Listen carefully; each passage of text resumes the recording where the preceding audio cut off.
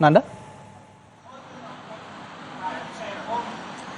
Ya Radi, informasi terbaru yang kami dapat dari anggota Dewas KPK, Syamsuddin Haris, bahwa pihak Dewan Pengawas atau Dewas KPK ini sudah mendapatkan konfirmasi dari pihak Firly Bahuri yang meminta penjadwalan ulang terkait dengan sidang etik yang seharusnya dilakukan hari ini, yakni sidang perdananya.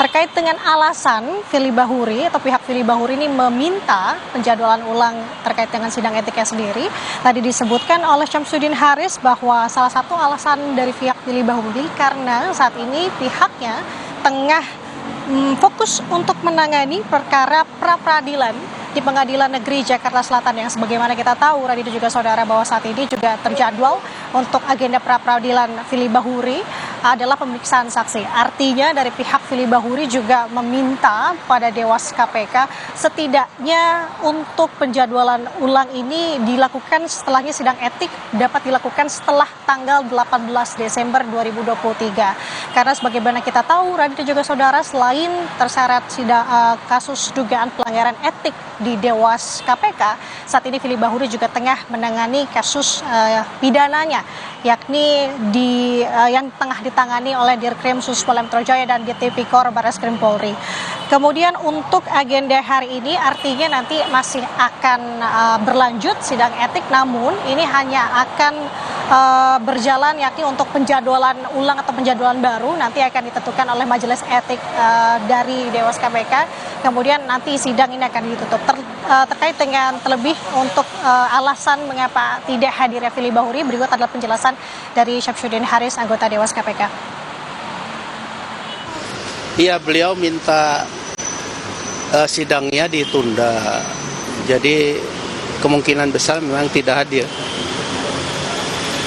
Pak FB minta sidang etik setelah tanggal 18. Alasannya beliau masih mengikuti peradilan. Kasus pidananya itu kan sedang berlangsung di pengadilan. Nah, beliau minta supaya sidang etik itu dilakukan setelah tanggal 18.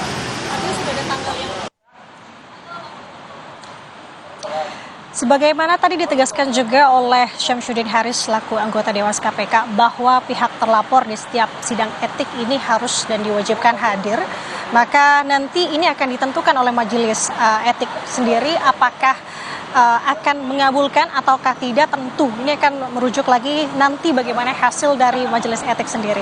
Namun kalau kita bisa menegaskan terkait dengan hari ini juga, Radi, bahwa tadi juga kami mendapatkan informasi dari anggota Dewas KPK lainnya yakni Albertina Ho menjelaskan akan ada sebanyak 12 saksi yang akan diperiksa hari ini. Karena sebagaimana kita tahu, Radi, ada sebanyak 33 saksi internal maupun eksternal yang juga sudah diperiksa dan dimintai klarifikasinya dalam hal ini.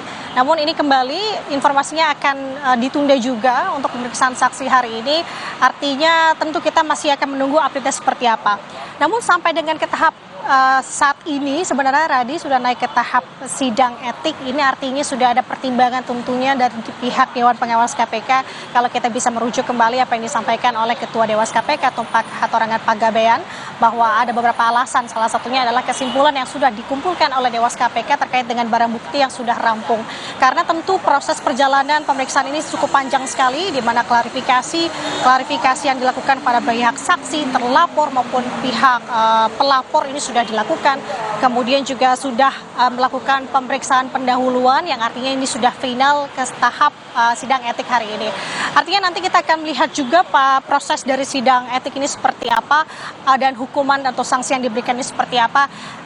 Satu poin terkait dengan sidang etik di mana sanksi yang terberat adalah tidak adanya PTDH atau pemutusan tidak dengan hormat. Namun Tumpak Panggabean selaku Ketua Dewas KPK menegaskan bahwa sanksi terberat adalah memberikan rekomendasi pengunduran diri terhadap Firly Bahuri.